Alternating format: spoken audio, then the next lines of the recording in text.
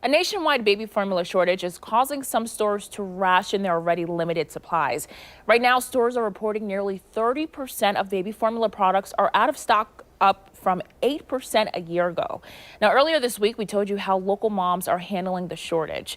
This morning, Dr. Randolph Thornton, a pediatrician at Jacksonville Pediatrics and Wolfson Children's Hospital, joins us. So good morning. Thank you for coming here today. Thank you. Right. Well, we know that this is a big issue with moms, and we know what can parents do if they're running low on formula? Let's just start there. Yeah, it's a challenge because it really is hard to find it nowadays. And the easiest thing is try one of the different formulas, either from a different manufacturer or even some of the generic off-brand formulas are fine. We usually don't recommend that as a rule. It's best to stick with what your baby's used to, but desperate times, desperate measures, try something similar. What about the parents that have kids with very specific allergies? Like I spoke with one mom who relies on a certain brand that she has to get directly from the distributor. Right, that's a problem. You got to be real careful, and it's confusing to parents because there's so many different formulas out there and different types even within the same company. So especially be real careful, especially with milk allergies, cow's milk allergy. Those babies are on certain formulas, and it's very, very important that they stay on something similar from a different company. And if there's any confusion, I always recommend call their pediatrician and just make sure they're doing the right thing.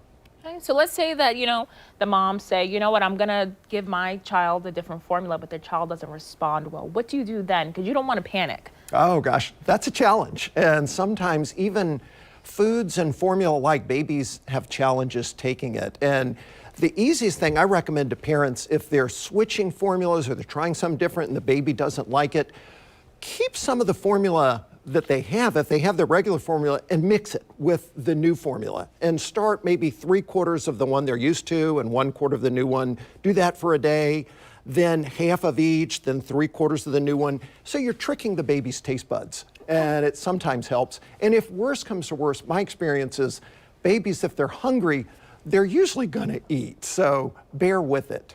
Okay. So what should parents absolutely not do as far as trying to make the formula stretch? Yeah, that's really important.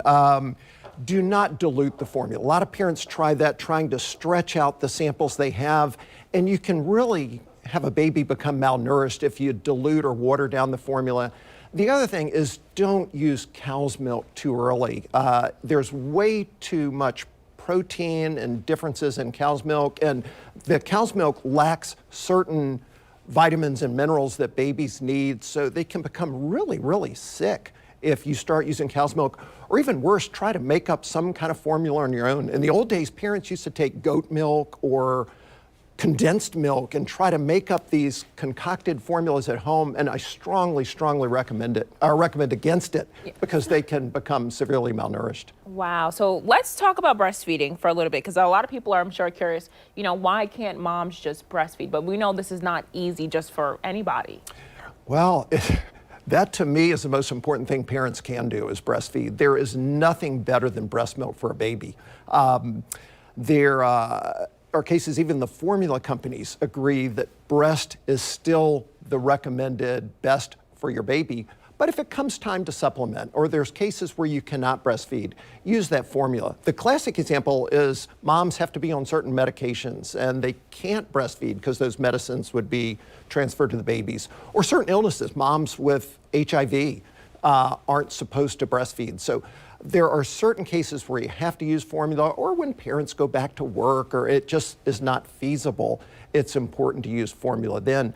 But breast is by far the best, and I recommend it to everybody to start from day one is to breastfeed your baby. It's free, it's easy, there's plenty of help to get started, and it is by far the best for the baby and the mother. It cuts down the risk of a mom ever getting breast cancer or ovarian cancer.